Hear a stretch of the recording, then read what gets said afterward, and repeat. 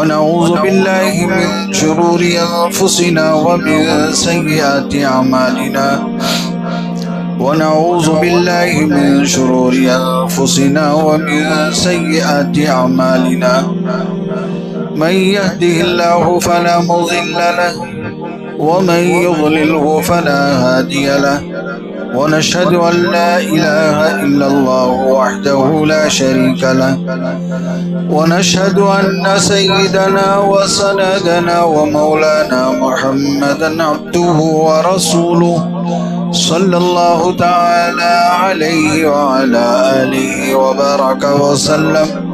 وبارك وسلم تسليما كثيرا أما بعد فقد قال الله تبارك وتعالى في القرآن المجيد أعوذ بالله من الشيطان الرجيم بسم الله الرحمن الرحيم والعصر إن الإنسان لفي خسر إلا الذين آمنوا وعملوا الصالحات وتواصوا بالحق وتواصوا بالصبر صدق الله مولانا العظيم وصدق رسوله النبي الكريم ونحن على ذلك لمن الشاهدين والشاكرين والحمد لله رب العالمين. بزرگان محترم، حاضرین کرام، اللہ تبارک و تعالی نے انسان کو پیدا کرنے کے بعد اس کی جو بھی ضرورتیں ہیں اللہ نے انہیں بھی پیدا فرمائی، بلکہ حقیقت یہ ہے کہ انسان کے پیدا ہونے سے پہلے انسان کی ساری ضرورتیں اللہ نے پیدا کر دی. یہ زمین و آسمان، چاند، ستارے، سورج، سمندر، دریا، پانی، ہوا، مٹی، آگ، انسان کی زندگی گزارنے کے لیے جو چیزیں ضروری ہیں اللہ نے انہیں پہلے پیدا فرما دیا. اللہ تبارک و تعالی نے قرآن مجید میں ارشاد فرمایا وَعَلَّمَ آدَمَ الْأَسْمَاءَ كُلَّهَا، ہم نے آدم کو تمام چیزوں کے نام سکھا دیے، ہر چیز کا نام ہم نے آدم کو بتا دیا.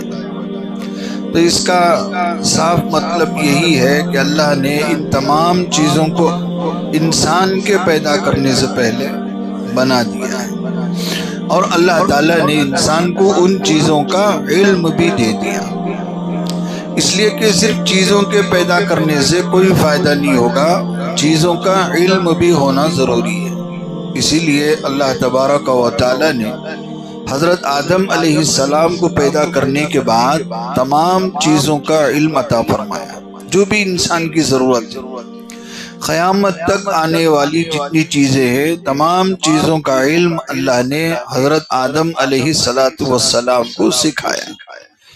یہی آیت کے اندر فرمایا وَعَلَّمَ آدَمَ الْأَسْمَاءَ كُلَّهَا.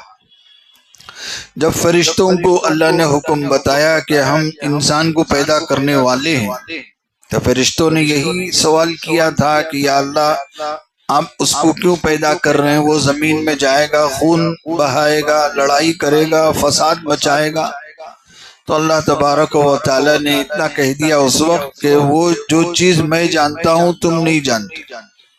پھر جب آدم علیہ السلام کو اللہ نے پیدا فرمایا اور تمام چیزوں کا علم عطا فرمایا، تو آدم علیہ السلام کو اللہ نے فرشتوں کے سامنے پیش کیا اور فرشتوں سے عرض کیا کہ تم فلاں فلاں چیز کا نام بتاؤ. تو فرشتوں نے کہا یا اللہ ہمیں تو ان کا علم نہیں ہے، ہمیں کیا معلوم، ہمیں تو اتنا ہی علم ہے جتنا تو نے مجھے ہمیں سکھایا. سبحانک لا علم لنا الا ما علمتنا، جتنا آپ نے سکھایا ہم اتنا ہی جانتے ہیں، اس سے زیادہ ہمیں علم نہیں. پھر اللہ نے آدم علیہ السلام سے فرمایا کہ آدم اب تم سناؤ. تو حضرت آدم علیہ السلام نے جتنے نام تھے سارے نام گنوائے اور ساروں چیزوں کے نام آدم علیہ السلام نے اس وقت سنائے. تو فرشتوں سے اللہ تعالیٰ نے فرمایا دیکھو یہی وہ چیز تھی جو ہم نے انسان کے اندر رکھی ہے کہ ہم نے انسان کو علم سے نوازا. ہم نے انسان کو جذبات سے نوازا، ہم نے انسان کو کردار سے نوازا، ہم نے انسان کو اخلاق سے نوازا، ہم نے انسان کو یہ صفت عطا کی، جذبات، ایثار، ہمدردی، دوسروں کے کام آنا، دوسروں کی خدمت کرنا، دوسروں کے لیے مر مٹنا، یہ ساری چیزیں ہم نے انسان کے اندر رکھی ہیں، وہ ساری خوبیاں اللہ تعالیٰ نے بتائی۔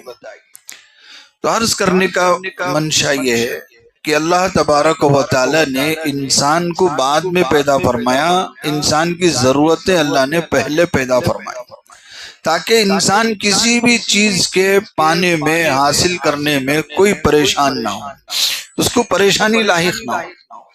آج ہم انہی ضرورتوں کے پیچھے پڑے ہوئے ہیں، انہی ضرورتوں کے حاصل کرنے میں، انہی ضرورتوں کے جمع کرنے میں، اسی پریشانی میں ہم ہیں۔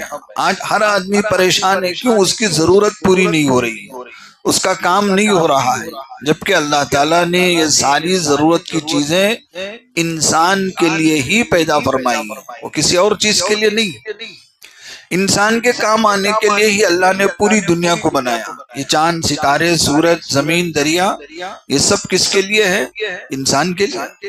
وَسَخَّرَ لَكُمُ الشَّمْسَ وَالْقَمَرَ، چاند سورج کو ہم نے تمہارے کام میں لگایا، دریا، پہاڑ، جنگل، بستی، ہوا، پانی، آگ، یہ سب کس کے لیے ہے؟ انسان کے لیے، انسان کے فائدے کے لیے ہے، انسان کی ضرورتوں کے لیے ہے۔ ہم نے زمین میں تمہاری معیشت رکھی، تم تجارت کرتے ہو، محنت کرتے ہو، مزدوری کرتے ہو، کاروبار کرتے ہو، پیسہ کماتے ہو، یہ ساری ضرورتیں ہم نے تمہارے لیے پیدا کی، تمہارے فائدے کی۔ اب ہمیں وہ چیز نہیں مل رہی ہے، ہم انہی چیزوں میں پریشان ہیں، تو اس کا مطلب صاف صاف یہ ہے کہ ضرورتوں کی کمی نہیں ہے، بلکہ انسان کے پانے کا راستہ الگ ہے۔ انسان حاصل کرنے کا راستہ بھول گیا ہے، اسے یاد نہیں ہے کہ میں ان چیزوں کو کیسے حاصل کروں، کیسے پاؤں، کیسے جمع کروں، یہ بھول گیا ہے۔ جبکہ اللہ تعالیٰ کی سنت یہ ہے کہ جو چیز جتنی دوسروں کے لیے قربان کی جائیں گی، وہ چیز اسی کے پاس لوٹ کر آئے گی۔ یہ اللہ کا دستور ہے، اللہ کی سنت ہے۔ جو چیز تم دوسروں کے لیے قربان کرو گے، وہ چیز لوٹ کر تمہارے پاس آئے گی۔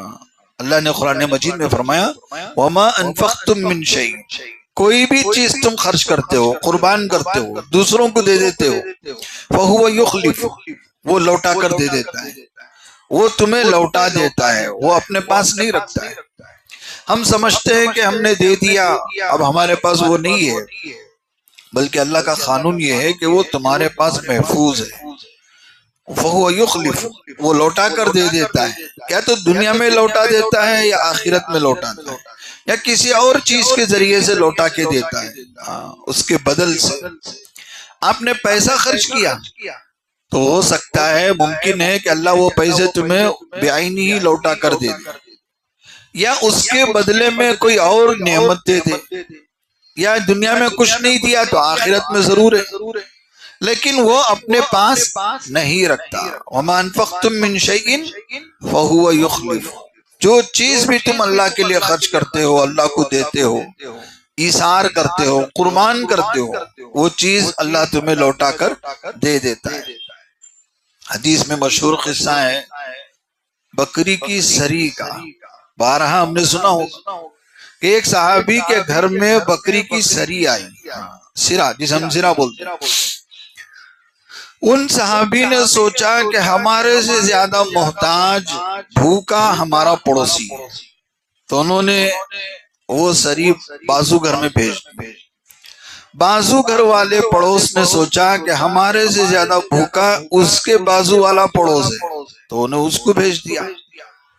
اس طرح وہ سری 7 گھروں کا چکر کاٹتے ہوئے ان صحابی کے گھر آ گئی جنہوں نے سب سے پہلے بازو والے کو دی تھی۔ یہ مشہور قصہ ہے۔ تو جو چیز قربان کرتا ہے، جو چیز آدمی ایثار کرتا ہے، اللہ تعالیٰ یخلف، اسے لوٹا دیتا ہے، واپس کر دیتا، وہ کہیں نہیں جاتی، دوبارہ ہمارے پاس واپس آتی۔ اور اللہ کا وعدہ ہے کہ تم 1 دے دو، ہم 10 دیں گے۔ تم 1 دو، 1 روپیہ دو، 1 روٹی دو، ہم اسے 10 میں بدل کر دیں گے۔ رابعہ بصری کے بارے میں آتا ہے، آپ اشراق کی نماز میں تھی، نماز سے فارغ ہوئی تو کسی نے دروازہ کھٹکھٹایا، تو خادمہ سے کہا جا کر دیکھو کون ہے، کہا کوئی عورت آئی ہے، روٹیاں لے کر آئی۔ پوچھا کتنی روٹیاں ہیں؟ 9 روٹیاں ہیں۔ کہا ہمارا نہیں ہے، کسی اور گھر کا ہے، بھیج دو واپس۔ پھر دوبارہ دروازہ کھٹکھٹایا، کھولا تو ایک عورت روٹیاں لے کھڑی ہوئی ہے۔ خادمہ نے پوچھا کہ اما جان کوئی عورت آئی ہوئی ہے، روٹیاں لے کر آئی، اور کتنی روٹیاں ہیں؟ کہا 9 روٹیاں ہیں۔ تو کہا نہیں، یہ ہمارا نہیں ہے، کسی اور کا ہے۔ جب تیسری بار وہ عورت دوبارہ آئی تو اس عورت نے کہا یہ روٹیاں آپ کی ہی ہیں۔ تو کہا نہیں، ہماری تو 10 ہونی چاہیے، تم 9 روٹیاں لائی۔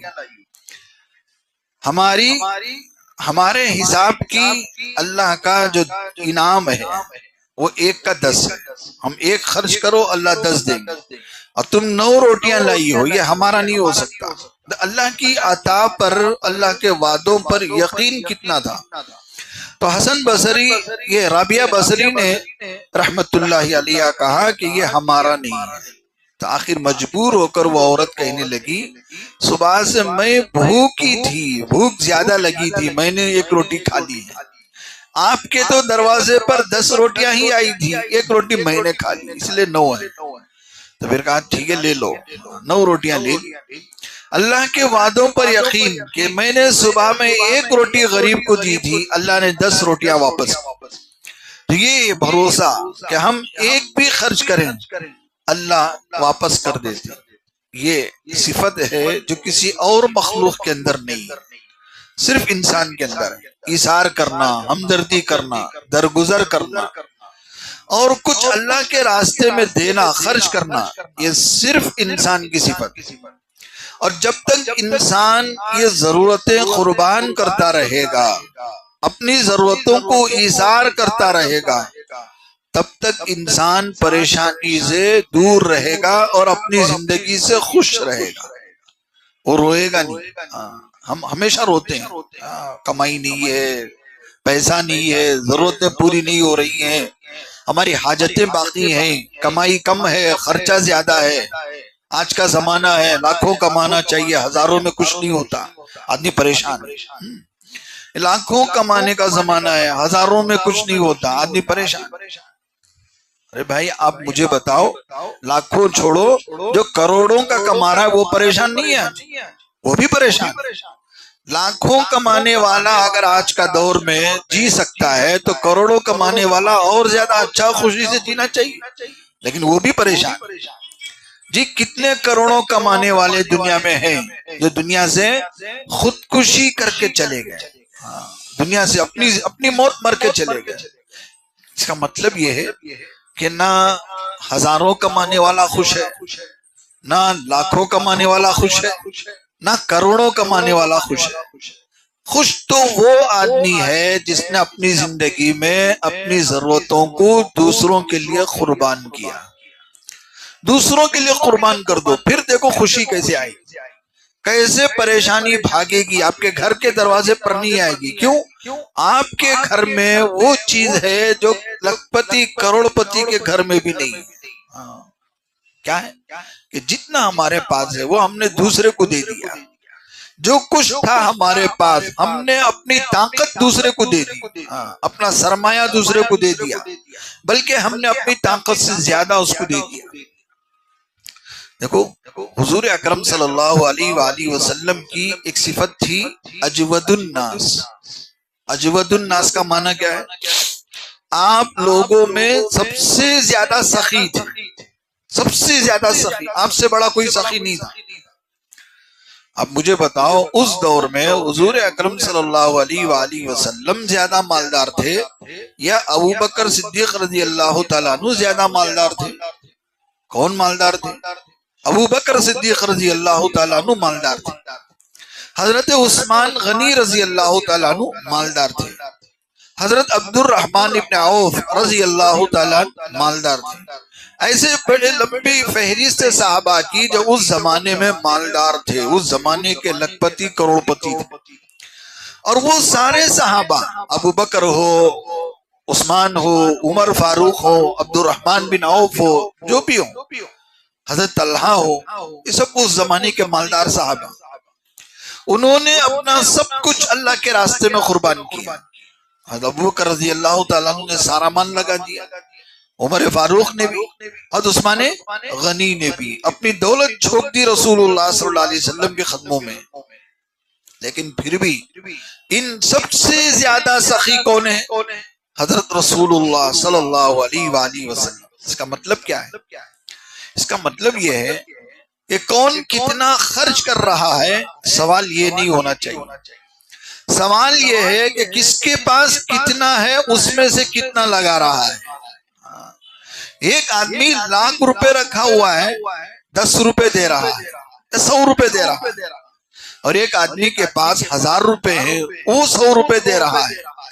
100 روپے تو دونوں کے حساب سے برابر ہے، لیکن حیثیت کے اعتبار سے کس کے 100 روپے بھاری؟ جس کے پاس 1000 روپے ہیں اس نے 100 روپے دیے ہیں، اس کے 100 روپے بھاری ہیں اس آدمی کے مقابلے میں جس نے لاکھ روپے میں سے 100 روپے دیا ہے۔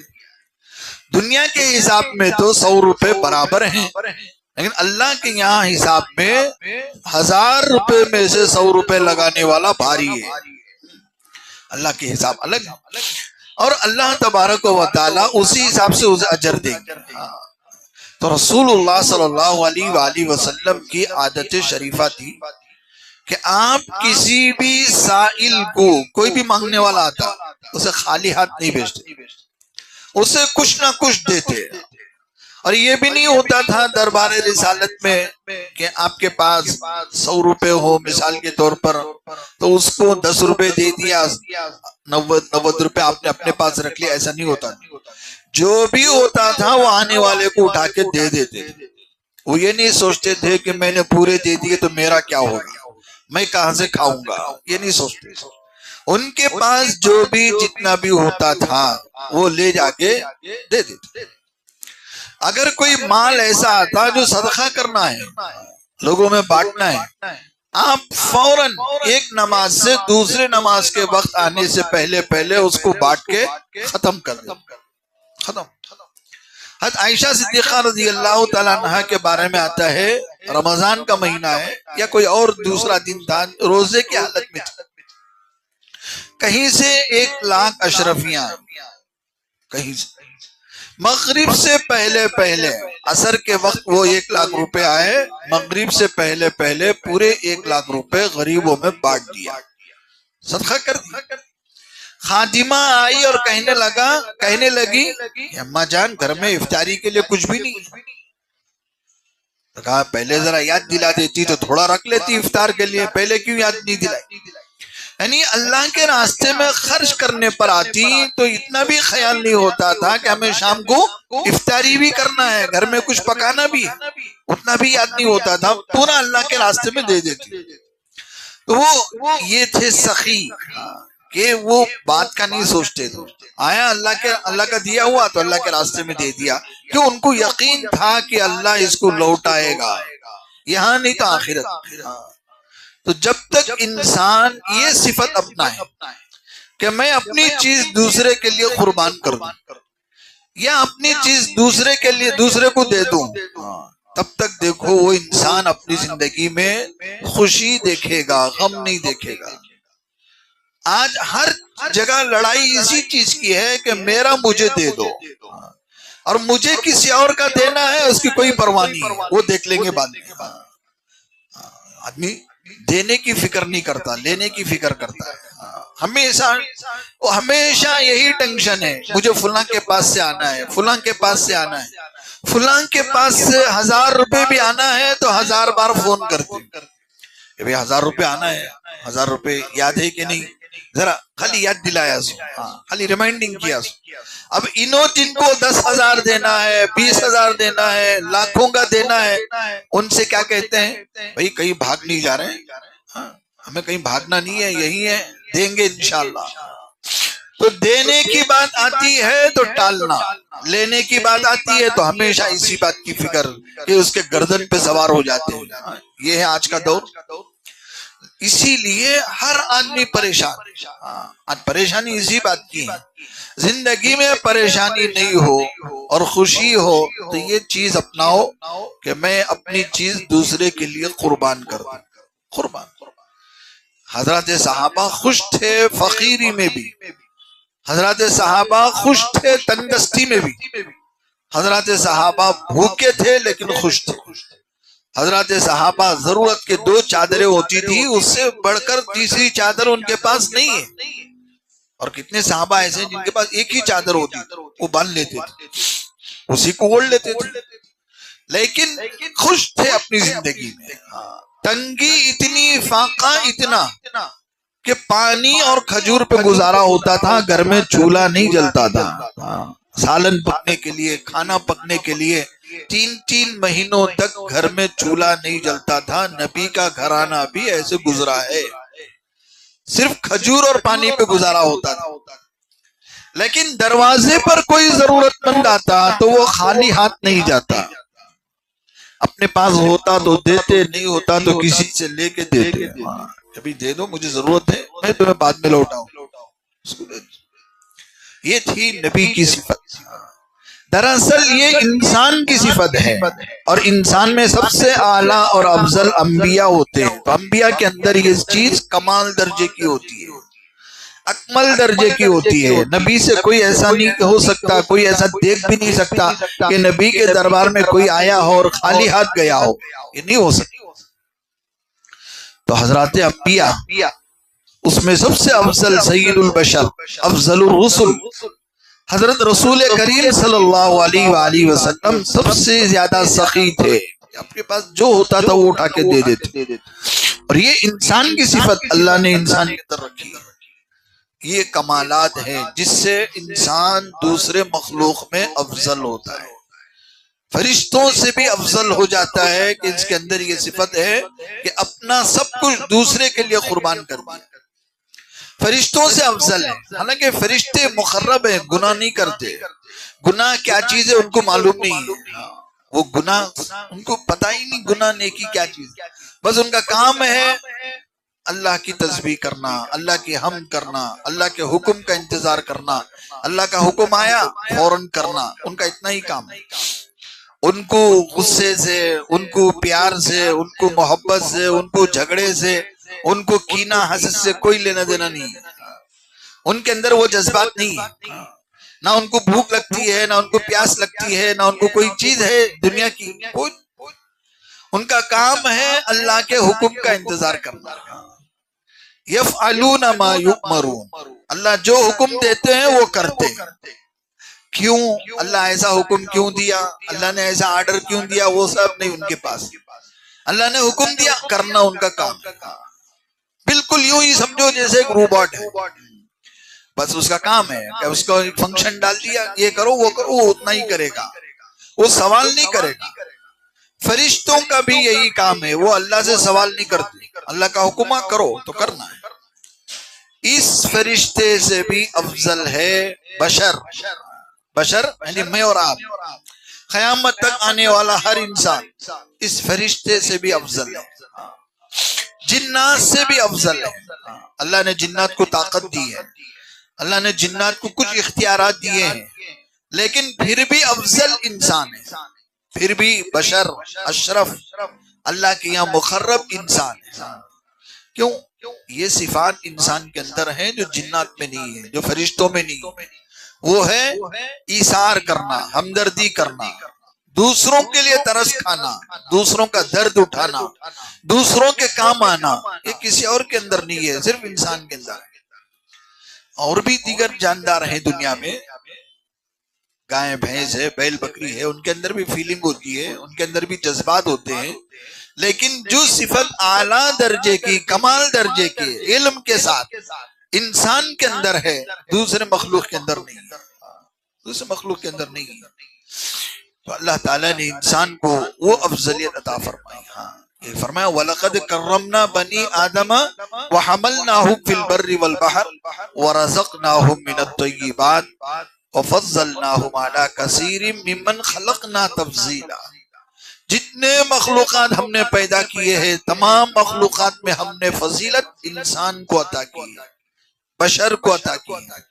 ہم نے ان کو پانی میں اور زمین میں بسایا، اور پانی اور زمین آسمان جتنے جگہ ہیں کائنات کی ہر چیز انسان کے کام میں لگایا، انسان کے تابع میں کر دیا، ہر چیز ہمارے کام میں لگی ہوئی ہے۔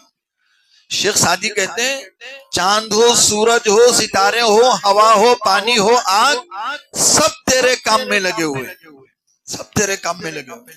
تیرے لیے برابر سورج نکل رہا ہے، برابر جا کے چھپ رہا ہے، چاند نکل رہا ہے، چاند چھپ رہا ہے، ہوا چل رہی ہے، آگ بھی ہے، گرمی، سردی، ٹھنڈی، بارش، جو تیری ضرورت ہے وہ سب برابر ٹائم پہ ہو رہی ہے۔ بس تو ایک انسان ہے جو ٹائم پہ کام نہیں کر رہا ہے، ٹائم پہ اللہ کی عبادت نہیں کر رہا ہے، وقت پہ اللہ کا شکر نہیں کر رہا ہے، وقت پر اللہ کی بندگی نہیں کر رہا ہے، دشمنوں کے ساتھ لگا ہوا ہے، دشمنوں کے ساتھ، یا تو خود انسان دشمن ہے اس کے دوست کی شکل میں۔ سب سے بڑا دشمن وہ دوست ہے جو جسے ہم یہ ہمارے آستین کا سانپ بولتے ہیں، اس کے پیچھے لگے ہوئے ہیں، شیطان کے ساتھ لگے ہوئے ہیں، شیطان کی ہر بات ہم مانتے ہیں، شیطان جو بولے وہ ہم خوشی سے کرتے ہیں۔ شیطان فورس نہیں کرتا لیکن اشارہ دیتا ہے، آئیڈیا دیتا ہے، وسوسہ ڈالتا ہے، یہ کر لو، ہم کر لیتے ہیں۔ نفس ہمارے پیچھے لگا ہوا ہے، ہم اس کی بات سنتے ہیں، اس کے باتوں پہ چلتے ہیں، لیکن وہ حقیقت میں ہمارا دشمن ہے، ایک ہمارا یار، ایک ہمارا یہ ابلیس، ایک ہمارا نفس۔ ہم پوری زندگی اب تک کی ہم انہی کی باتیں سنتے آئے ہیں، قرآن، حدیث، اللہ، رسول، ان لوگوں کی باتیں ہم نہیں سنتے ہیں، یہیں پہ چھوڑ دیتے ہیں۔ باقی پوری زندگی ہم ہمارے نفس کی، شیطان کی، برے دوست کی سنتے ہیں، اچھے دوست کی بھی ہم نہیں سنتے۔ اچھے دوست کو ہم کیا سمجھتے ہیں؟ ہمارا دشمن سمجھتے ہیں، اور برے دوست کو ہم ہمارا خیر خواہ سمجھتے ہیں۔ فرمایا شیخ سعدی نے کہا یار بد بدتر از مارے بد، یہ جو برا دوست ہے نا یہ برے سانپ سے بھی بدتر ہے، برے سانپ سے۔ برا سانپ ڈستا ہے، دکھائی دیتا ہے، آدمی مر جاتا ہے، لیکن برا دوست ڈستا ہے، دکھائی نہیں دیتا اور برباد ہو جاتا ہے، محسوس نہیں ہوتا، وہ سمجھتا ہے کہ یہ میرا دوست میرا خیر خواہ ہے، میرا اچھا چاہنے والا ہے۔ ماں باپ کی بات ٹھکرا دیتا ہے، دوست کی بات لے لیتا ہے۔ آج کتنے نوجوان ہیں دوستوں کی باتوں میں آ جاتے ہیں، ماں باپ کی بات کو ٹھکرا دیتے ہیں۔ قیامت کی 15 نشانیوں میں سے ایک نشانی نبی کریم صلی اللہ علیہ وآلہ وسلم نے ارشاد فرمائی، ایک سال فرمایا آدمی باپ کی بات کو ٹھکرائے، دوست کی بات کو لے لے، یعنی باپ کو اپنا خیر خواہ نہیں سمجھ رہا ہے، باپ کو اپنا دشمن سمجھ رہا ہے، اور دوست کو اپنا خیر خواہ سمجھ رہا ہے، اور دوست کی بات لے لیتا ہے۔ پھر دوسری بات فرمائی کہ آدمی اپنی ماں کی بات کو ٹھکرائے، بیوی کی بات کو لے لے، یعنی ماں کو خیر خواہ نہیں سمجھتا ہے، بیوی کو اپنی خیر خواہ سمجھتا ہے۔ یعنی مطلب یہ ہے کہ کبھی ایسا موقع آ جائے کہ دونوں کی باتوں میں ٹکراؤ ہو جائے تو کس کی بات کو لیں گے؟ ماں باپ کی بات کو لیں گے۔ ماں باپ کی بات کو لو، ماں باپ کی بات، اس لیے کہ تمہارے لیے سب سے زیادہ اچھے اور خیر خواہ ہمدرد ماں باپ سے کوئی اور نہیں ہو سکتا۔ اس لیے نبی نے فرمایا ماں کی بات، باپ کی بات کو نہیں ٹکرانا چاہیے۔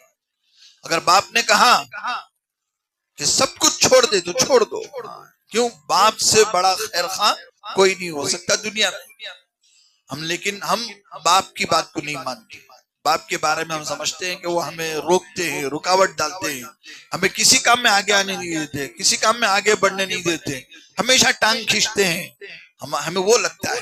لیکن باپ سے اچھا خیر خواہ کوئی اور دوست نہیں ہو سکتا، لیکن ہم دوستوں کی باتوں میں آ جاتے ہیں۔ اسی لیے اللہ کے شیخ سعدی نے کہا کہ برا دوست برے سانپ سے زیادہ خطرناک ہے، برے سانپ سے زیادہ ہمیں نظر نہیں آتا۔ اسی لیے حضور اکرم صلی اللہ علیہ وآلہ وسلم نے فرمایا آدمی ہمیشہ اپنے دوست کے دین پر ہوتا ہے، دوست کے مزاج پر ہوتا ہے، وہ دوست کے پیچھے نقش قدم پہ چلتا ہے۔ اسی لیے یہ دیکھنا ضروری ہے کہ میرا دوست کون ہے. فرمایا المرء علی دین خلیلہ فلینظر من یخالل یا فلینظر احدکم من یخالل. آدمی اپنے دوست کے دین پر ہوتا ہے. ہر شخص کو یہ دیکھنا چاہیے کہ میرا دوست کیسا ہے. میرا دوست نمازی ہے تو میں نمازی بنوں گا. میرا دوست بے نمازی ہے تو میں نماز میری محفوظ نہیں ہوگی. اگر میرا دوست دیندار ہے تو میرا دین محفوظ ہے. اگر میرا دوست بے دین ہے، دنیا دار ہے، تو میرا دین محفوظ نہیں ہے، ایمان بھی محفوظ نہیں ہے. تو معلوم ہوا کہ آدمی اپنے دوست کے دین پر ہوتا ہے. سمجھتے ہیں دوستی یارانہ، بچپن کی دوستی، بہت پرانی دوستی، بہت گاڑی دوستی، بہت پکی دوستی، چلتے چلتے بولتے ہیں ہماری چڈی دوستی، کیا کیا نہیں بولتے. اب یہ جو دوستی ہے کس بنیاد پر ہے؟ مال کے بنیاد پر ہے، دنیا کی بنیاد پر ہے تو یہ خطرناک ہے. اگر دین کی بنیاد پر ہے، میرا دوست میرے دین کے کام آ رہا ہے، میرے دین میں معاون بن رہا ہے، تو یہ اچھا دوست ہے. لیکن میرا دوست میرے دین سے رکاوٹ بنا ہوا ہے، نمازوں سے روک رہا ہے، قرآن سے روک رہا ہے، اللہ کے راستے سے روک رہا ہے، وہ ہرگز ہمارا خیر خواہ نہیں ہو سکتا، خیر خواہ نہیں ہو سکتا. اس لیے فرمایا فَلْيَنْظُرْ أَحَدُكُمْ مَن يُخَالِلُ، کہ دیکھو تم میں سے ہر شخص کہ ہم نے اپنا دوست کسے بنا رکھا ہے. دوست کا، پڑوسی کا بڑا گہرا اثر ہوتا ہے. پڑوسی اچھا ہے تو ہمارا گھر اچھا ہے، پڑوسی اچھا نہیں ہے تو ہمارا گھر برباد. اسی لیے حدیث میں فرمایا الجار قبل الدار. کہیں آپ گھر لے رہے ہیں، کرائے پر لے رہے ہیں یا خاص لے رہے ہیں، تو گھر لینے سے پہلے دیکھو ادھر کا پڑوسی کون ہے، کیسا ہے. جگہ کو مت دیکھو. ہم جگہ کی ویلیو دیکھتے ہیں، علاقہ دیکھتے ہیں، محلہ دیکھتے ہیں، سب دیکھتے ہیں، لیکن پڑوسی نہیں دیکھتے. اللہ کے نبی نے فرمایا گھر لینے سے پہلے پڑوسی کیسا ہے دیکھو. اگر پڑوسی اچھا ہے تو تمہارا گھر جنت، پڑوسی برا ہے تو تمہارا گھر جہنم. یہ ہے کتنی بڑی بات نبی نے فرمائی. ویسے آج کے دور میں پڑوسیوں کا کوئی لینا دینا نہیں ہے. لوگ ایک دروازے، دو دروازے ہوتے ہیں، ایک دروازہ ایک گھر کا، ایک دروازہ ایک گھر کا. سال گزر جاتے ہیں، نہ ان سے سلام ہوتا ہے نہ ان سے سلام ہوتا ہے. آج بھائی سے گھر ہیں، پڑوسی سے کوئی لینا دینا نہیں ہوتا. لیکن اگر ہے لینا دینا، کچھ ملاقات، تعلقات، اگر بے دین ہے تو میرا گھر بے دین ہوگا، اگر دیندار ہے تو میرا گھر دیندار ہوگا. اسی لیے فرمایا گھر لینے سے پہلے پڑوسی دیکھا کرو. کہیں ایسا نہ ہو کہ اللہ کا دشمن ہو، نافرمان ہو، کافر ہو، فاسق ہو. یہ بہت ضروری ہے. اللہ نے قرآن مجید میں ارشاد فرمایا کہ یہود و نصارہ کی اور شیطان کی دوستی سے بچو. شیطان کی دوستی، اللہ والوں کی دوستی اختیار کرو. اللہ والوں. اور نماز میں ہمیں کہلوایا کہ روزانہ ہم نماز میں اللہ سے وعدہ کرتے ہیں کہ اللہ تیرا نافرمان، تیرا جو بھی کافر ہے، مشرک ہے، فاسق ہے، ہم اس کی دوستی کٹ کر دیں گے، ہم آئندہ ان سے دوستی نہیں کریں گے. ہم روزانہ نماز میں اللہ سے بولتے ہیں، لیکن ہمیں معلوم نہیں ہم کیا بول رہے ہیں، کہاں بولتے ہیں. معلوم ہے جب ہم وتر کی نماز پڑھتے ہیں، وتر کی آخری رکعت میں جب ہم دعائے قنوت پڑھتے ہیں تو ہم وہاں پڑھتے ہیں وَنَخْلَعُ وَنَتْرُكُ مَن يَفْجُرُكَ. اے اللہ ہم اس کی دوستی کاٹتے ہیں، ہم اس سے خالی یعنی کٹ جاتے ہیں، ہم اس سے کوئی دوستی نہیں رکھتے، ہم اسے ناتا توڑ لیتے ہیں جو تیری نافرمانی کرتا ہے، کفر کرتا ہے، شرک کرتا ہے، گناہ کرتا ہے، بے حیائی کے کام کرتا ہے. ہم آج سے اس کی دوستی کاٹ لیں گے. یہ روزانہ ہم نماز میں پڑھتے ہیں. لیکن صبح ہوتی ہے پھر اسی سے جا کے سلام کرتے، مصافحہ کرتے، ہاتھ ملا لیتے ہیں. کیوں؟ ہمیں معلوم نہیں نا کہ کل رات کو وتر میں اللہ سے کیا وعدہ کیا تھا. اگر آج پتا چل گیا تو اس وعدے کو پکا کرو کہ ہم نے اللہ سے وعدہ کیا وتر کی نماز میں کہ ہم اس نافرمان کی دوستی نہیں کریں گے. تو دوستی مت کرو، باز رہو. اب اس کا مطلب یہ نہیں کہ ایک دم سے ہم کہتے ہیں کہ بھئی رات کو میں نے وعدہ کیا تیری میری دوستی اب کچھ نہیں ہے، تو جا، تیرا کام میرا کام، ایک دم کاٹنا، یہ مطلب نہیں۔ ہم اس سے سلام کلام تو باقی رکھیں گے، لیکن اس کے رائے مشورے، اس کے آئیڈیے، اس کے جو بھی دیگر دینی تعلقات کی باتیں ہیں وہ ہم ان سے نہیں لیں گے۔ یہ مطلب ہے تعلقات کاٹنے۔ یہ مطلب نہیں کہ بائیکاٹ کرو، آئندہ اسے مت ملو، چہرہ مت دکھاؤ، ملو، سلام کرو، محبت سے پیش آؤ، اخلاق سے پیش آؤ، لیکن آئندہ کوئی دین کی بات، دین کے تعلق سے ہم اس سے نہیں سنیں گے، اس سے نہیں لیں گے، کیوں؟ میرا دین بگڑ رہا ہے۔ اس لیے دوستی، تعلقات، یہ وہ چیزیں ہیں جس سے آدمی کا گھر جنت یا دوزخ بنتا ہے، جنت یا دوزخ۔ یہ ہمارے باہر کی دوستیوں کا اثر گھر کے اندر تک پڑتا ہے۔ اس لیے اللہ کے نبی صلی اللہ علیہ وسلم نے بڑی بات فرمائی کہ دیکھو تمہارا دوست کیسا ہے، تمہارا ہم نشیں کیسا ہے، تمہارا رائے مشورے دینے والا۔ ہمارے گھر کے بننے اور اجڑنے کا سب سے بڑا ذریعہ یہ ہمارا مشیر، آئیڈیا دینے والا، جو مینیجر ہے یا کوئی بھی ایڈوائزر ہے یا ہمارا گائیڈنس ہے، جو بھی ہے، اس کے رائے مشورے سے ہمارا گھر یا تو بنتا ہے یا تو بگڑتا ہے۔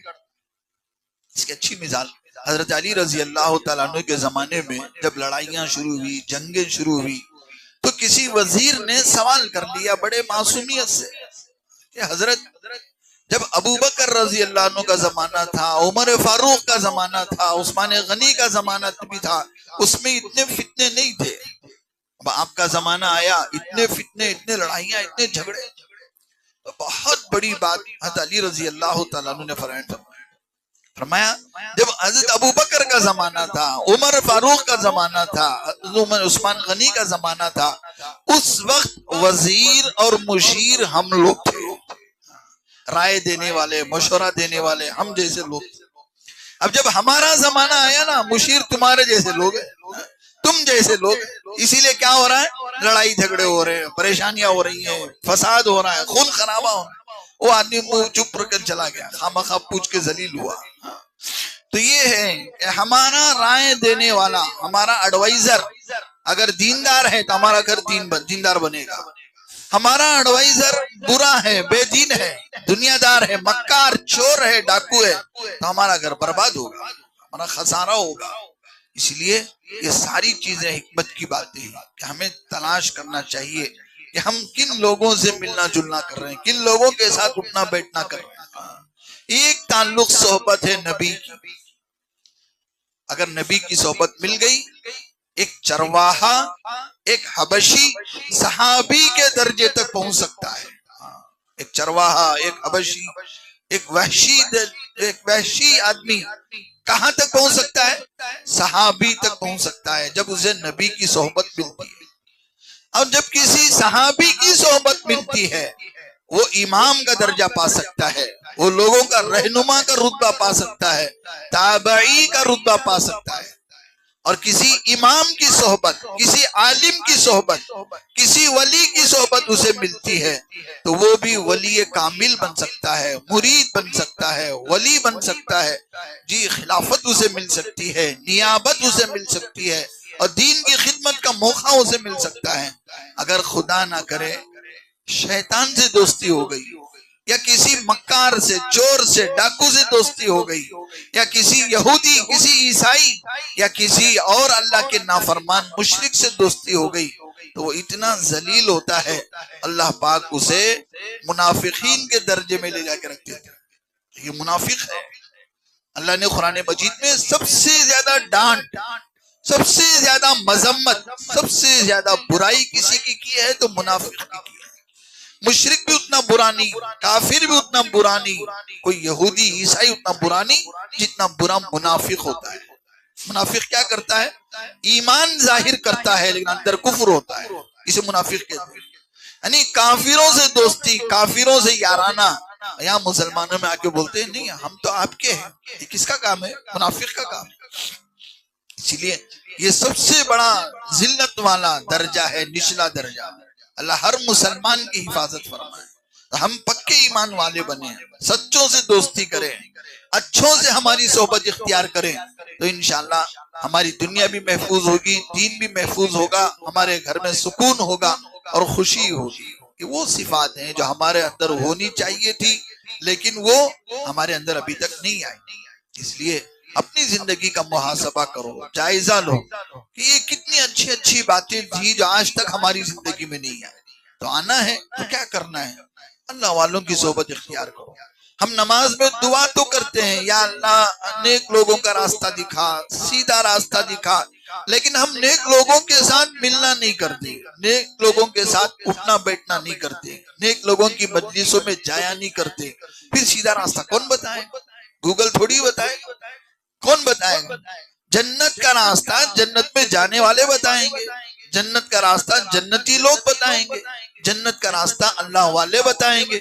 ہم ان کے ساتھ اٹھنا بیٹھنا کریں گے تو انشاءاللہ ہمیں جنت کا راستہ معلوم ہوگا، جنت کے راستے میں جانا آسان ہوگا، ان کا دامن پکڑ پکڑ کر ہم جنت میں چلے جائیں گے۔ صرف بول لینے سے کچھ نہیں ہوگا کہ میں دامن نہیں چھوڑوں گا، میں دامن پکڑوں گا۔ صرف دامن یہ کوئی کپڑا نہیں ہے کہ پکڑ لیا آپ چلے گئے، یہ مطلب نہیں ہے دامن پکڑنے کا۔ دامن پکڑنے کا مطلب یہ ہے کہ ہم ان کے نقش قدم پر چلیں۔ اگر کوئی بندہ کہتا ہے کہ میں غوث پاک کا دامن نہیں چھوڑوں گا، ارے بہت اچھی بات ہے، نیک جذبہ ہے، غوث پاک کا دامن نہیں چھوڑ رہا ہے۔ غوث پاک تو ماشاءاللہ بڑے اللہ والے ہیں، بزرگ ہیں، جنتی ہیں، ان کا دامن پکڑ لیا تو بھی جنتی ہے، لیکن صرف دامن نہیں چھوڑوں گا بولنے سے تھوڑی جنتی ہوگا۔ جس راستے پر غوث پاک گئے ہیں، جس راستے پر شیخ عبد القادر جیلانی گئے ہیں، اس راستے پر آپ چلو تبھی تو وہ راستہ آپ کو ملے گا۔ شیخ عبد القادر جیلانی رحمت اللہ علیہ گئے جنت کے راستے میں، اور آپ جہنم کے راستے میں جا رہے ہیں اور بول رہے کہ میں غوث پاک کا دامن نہیں چھوڑوں گا۔ وہ دامن تو نے پکڑا ہی کہاں ہے؟ دامن پکڑے گا تبھی تو بات ہوگی کہ چھوڑیں گے کہ نہیں چھوڑیں گے۔ پہلے دامن پکڑو، پہلے راستہ پکڑو، پھر راستہ چلو، پھر کہو کہ میں دامن نہیں چھوڑوں گا، پھر آپ کو جنت ملے گی۔ لیکن راستہ کسی اور کا ہے، راستہ تو کسی اور راستے میں جا رہے ہیں، شیطان کے ابلیس کے راستے میں، اور دعوے کر رہے ہیں کہ غوث پاک کا دامن۔ ارے غوث پاک کا دامن تو پاک ہے نا، غوث پاک کا دامن تو پاکیزہ ہے، تمہارا راستہ غلیظ ہے، گندگی والا راستہ، بے حیائی والا راستہ ہے، تو کوئی لینا تعلق ہی نہیں۔ اجالے اور اندھیرے کا فرق ہے، آپ اندھیرے کے راستے میں جا رہے ہیں اور پاک پکڑ رہے دامن اجالے کا، یہ تو دھوکہ ہوا نا۔ جب اندھیرا چھٹے گا، اجالا آئے گا، موت آئے گی، قیامت دن اٹھیں گے، تب پتا چلے گا کہ ہم نے غوث پاک کا دامن پکڑا تھا یا ابلیس کا دامن پکڑا تھا، وہاں پتا چلے گا۔ اس لیے جیتے جی اس بات کو سمجھو، اپنی زندگی میں اپناؤ، ان اللہ والوں کے راستوں میں چلو، ان کی مجلسوں میں جایا کرو، ان کی صحبت اختیار کرو، ان سے دین سیکھا کرو، تو انشاءاللہ ہمارے گھروں میں خوشیاں آئیں گی، پریشانیاں دور ہوں گی، اور جو بھی ہمارے یہ حالات ہیں کاروبار کے، تجارت کے، سب انشاءاللہ برابر ہوں گے۔ اللہ سے دعا ہے اللہ پاک ان ساری باتوں پر ہمیں سمجھنے کی، دل و جان سے عمل کرنے کی، اور دل و دماغ میں موت تک بٹھائے رکھنے کی توفیق عطا فرمائے۔ قرض کا بوجھ اللہ اپنے رحمت سے اس قرض کے بوجھ کو ہلکا فرمائے۔ وآخر دعوانا ان الحمدللہ رب